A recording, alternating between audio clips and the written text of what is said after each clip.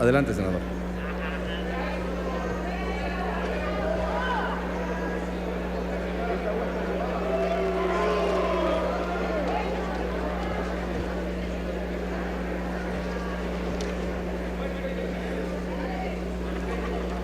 ¿Estamos en México o en Disneylandia? Ya no entendí, pero la verdad que me pareció así como las leyendas de Disneyland. Saludo a mi querido pueblo de México, humillado y defraudado porque las reformas estructurales de este gobierno no trajeron el México próspero e incluyente que se prometió. En cambio, han atentado contra el patrimonio y los intereses de la nación, poniendo en riesgo el futuro inmediato de millones de niños, jóvenes, mujeres y adultos mayores de nuestro país. Como ocurre siempre en la historia, hoy todos ignoramos qué nos aguarda. Con la obstinación de unos y la ceguera de otros, no es fácil renunciar a los privilegios. A este gobierno le quedó grande el país.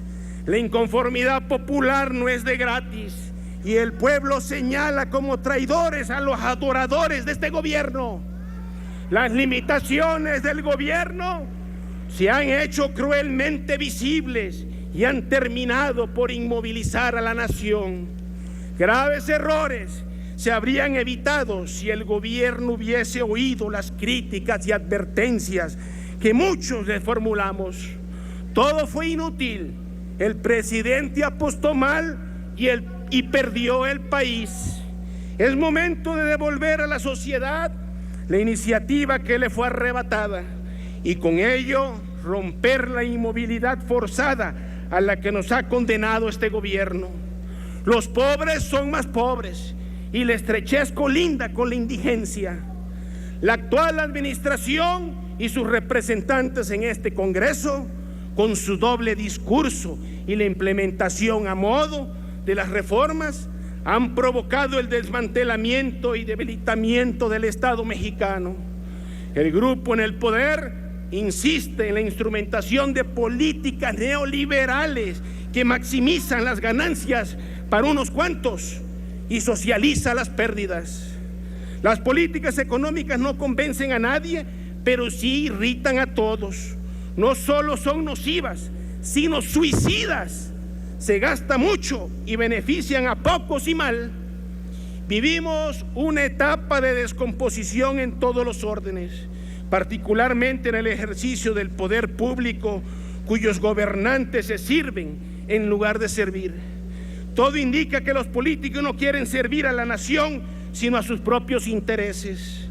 Años de injurias y derroches dan como resultado las desigualdades, la quiebra de la educación, el excesivo crecimiento demográfico y una agricultura que sigue siendo el punto débil de la economía.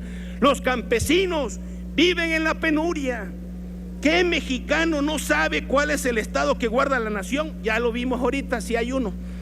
¿Acaso hay otra realidad que la que enfrenta cotidianamente millones de hogares, donde las dificultades para sobrevivir están a la orden del día y las familias ven cómo se alejan sus posibilidades de bienestar y de calidad de vida? Vivimos una realidad completamente opuesta al México que vendió la mercadotecnia gubernamental, donde cada quien puede escribir su propia historia de éxito y sea feliz. El patrimonialismo sigue vivo. Ahí está la corrupción, el nepotismo, el espíritu cortesano, las camarillas, el compadrazgo, entre otros vicios.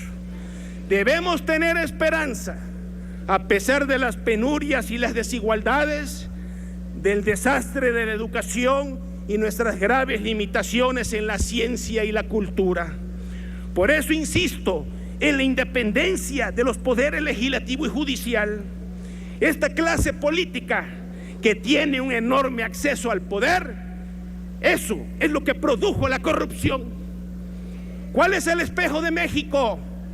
No es el espejo enterrado que describió magistralmente Carlos Fuentes, sino el real, el que día a día vivimos los mexicanos. Este gobierno ofreció un México incluyente, sin embargo, 55 millones de mexicanos viven en la pobreza, 72 millones no tienen cobertura de seguridad social, 21 millones de niñas, niños y adolescentes están en situación de pobreza y 2.5 millones tienen que trabajar. 7.5 millones de jóvenes no estudian ni trabajan y la mayoría son mujeres. 8.2 millones de mujeres son madres solteras, casi la mitad son pobres. Este gobierno ofreció un México próspero, pero la deuda pública asciende a más de 8 billones de pesos. Es decir, cada mexicano desde que nace debe más de 70,000 pesos. El desempeño económico sigue mostrando una dinámica mediocre, con bajos índices de crecimiento que imposibilitan la incorporación productiva y de millones de mexicanos al mercado de trabajo y el despegue para el desarrollo económico y tecnológico de la nación. Los ajustes presupuestales mal llamados preventivos son más bien desesperados intentos para paliar los hierros de la conducción económica. El panorama para el 2017 es aún más desalentador, con un recorte anunciado del orden de los 300,000 millones de pesos que afectará considerablemente el gasto público. Los aumentos en los precios de la gasolina y tarifas de energía eléctrica tendrán impacto negativo en la actividad industrial, manufacturera, agrícola y comercial, con importantes efectos inflacionarios. Ya está pagando la población por ello. 51 millones de mexicanos no tienen el ingreso suficiente para adquirir la canasta básica alimentaria. El saneamiento de Pemex y de CFE en realidad corresponde a un proceso de reestructuración para su venta y su consecuente privatización. La reforma energética nació condenada al fracaso. Hoy importamos más gasolinas y cedemos la explotación de los mejores campos de hidrocarburos a las grandes compañías petroleras privadas y con ello la renta petrolera. Para colmo, la caída en los ingresos petroleros no solo afecta en la expansión de Pemex, tiene efectos negativos en los ingresos de la Federación y en las transferencias a las entidades federativas, con consecuencias adversas en la actividad económica local.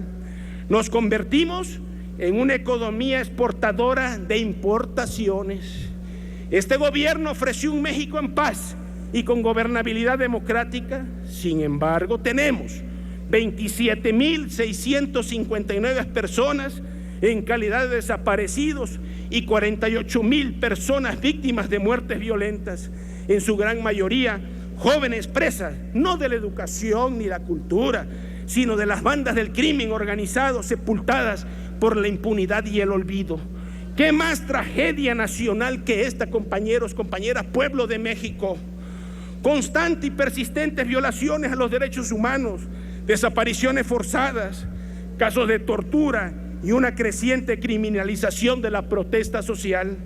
El poder no ha vacilado en recurrir a las intimidaciones e incluso en ocasiones a la represión y a la censura de la libertad de expresión. Parece un Estado inquisidor. Ahí están los resultados poco convincentes en los avances de la investigación para arribar a la verdad histórica y legal sobre la desaparición de los 33 estudiantes de la Escuela Normal Rural Isidro Burgos de Ayotzinapa, un crimen de lesa humanidad. El país quiere cambiar, la voluntad de cambio sigue en espera, no esperará por mucho tiempo. El país y este gobierno no dialoga para resolver, no escucha las demandas de los maestros y amplios sectores de académicos e intelectuales respecto a la necesidad de una revisión profunda, seria y responsable de la mal llamada reforma educativa, que se ha demostrado no tiene por finalidad la educación pública ni el rescate de las escuelas normales como formadoras de maestros, ni la profesionalización de docentes, como tampoco pone un suelo más parejo para superar las desigualdades regionales en educación e infraestructura escolar. Se respira un aire envenenado por la discordia. El desorden engendra violencia. La más importante es recobrar la serenidad. Pacificar con la razón es mejor que vencer con las armas. Es injustificada la resistencia porque el presidente de la República se sujeta al nuevo régimen anticorrupción, desdeñándose la exigencia social para perseguir y sancionar todo acto de corrupción de arriba hacia abajo. Se debe empezar con el ejemplo, señor Peña Nieto. Los próximos meses van a poner a prueba a los políticos, a nuestras instituciones y al país entero. De seguir así, los tiempos nublados se transformarán en tormenta. Los intereses generales de la nación están antes que los de los partidos y los beneficios personales. El legislativo debe ser autocrítico por salud moral y política. Nietzsche decía que el valor de un espíritu se mide por su capacidad para enfrentarse a la crítica y asimilarla y transformarla.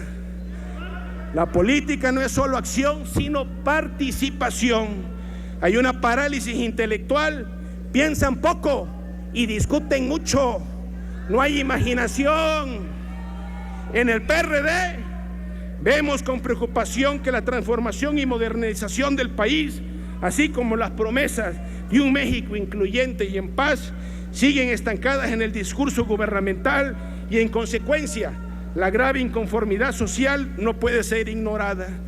Desde el legislativo, la izquierda impulsará las acciones que subsanan las debilidades del sistema nacional de anticorrupción. Concluya, señor senador. En particular, en breve, presidente, buscaremos eliminar el fuero de servidores públicos, que es fuente de impunidad en el poder. Insistiremos en fortalecer la transparencia y rendición de cuentas en una ley 3 de 3 real y honesta.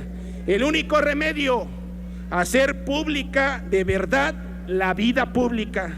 La clase política es una clase que hace negocios, no tiene proyecto nacional y solo proyectos lucrativos.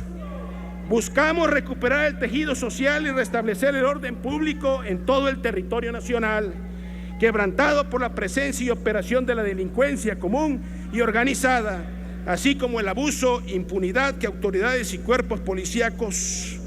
Continuaremos luchando por el respeto a los derechos de la diversidad sexual, periodistas, pueblos indígenas, niñas, jóvenes, mujeres, migrantes y adultos mayores. Concluya, senador. En breve, presidente, pues no está viendo cómo me interrumpen y usted no ha parado el cronómetro. Aquí la bola de parlanchines estos. Le pido respeto también al auditorio, senador, y concluya, por favor. Pues no me paró el cronómetro y no me han dejado hablar. A ver, a cuchillar a otro lado. Manifestamos nuestro rechazo absoluto a cualquier intento privatizador de los servicios de salud y agua. Defenderemos el orden constitucional en estas materias. A ver, bola de alcahuetes del gobierno, ¿se pueden guardar respeto? Seguiremos insistiendo en la importancia de abrir un amplio diálogo social sobre la reforma de la seguridad social. Acabo en breve, presidente. En el sistema de ahorros para el retiro, que no garantizan pensiones y mucho menos pensiones dignas. En política exterior es imperativo defender la soberanía nacional y la dignidad del pueblo de México. Los mexicanos decimos no a Trump y a sus estupideces. Por ningún motivo permitiremos intrusos que violenten estos principios, ni traidores mediocres que se envuelven en la bandera nacional. La patria se defiende, no se vende. Pueblo de México, frente al dogma neoliberal en evidente descomposición, no debemos estar inertes ni contemplativos, por lo que es el momento de manifestarle que podemos tener un mejor futuro a través de la nación. Les quiero compartir la visión de un paisano tabasqueño, excepcional, luchador social, quien fuera senador de la República en la 51ª legislatura. Su alocución, por favor. Presidente, en breve, si me han interrumpido 1000 veces. Me refiero a don Carlos Pellicer Cámara para concluir. Hasta que muera, seguiré luchando por la causa de los campesinos.